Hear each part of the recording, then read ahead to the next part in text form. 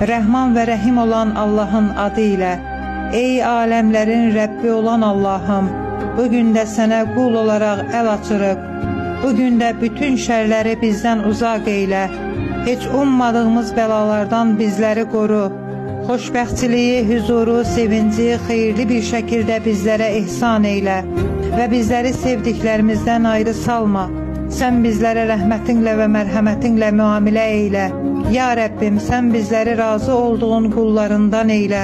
Ey ruzi və hacət qapılarını açan Rəbbimiz, biz qullarına ruzi və fəzilət qapılarını aç, bəlalardan bizləri qoru.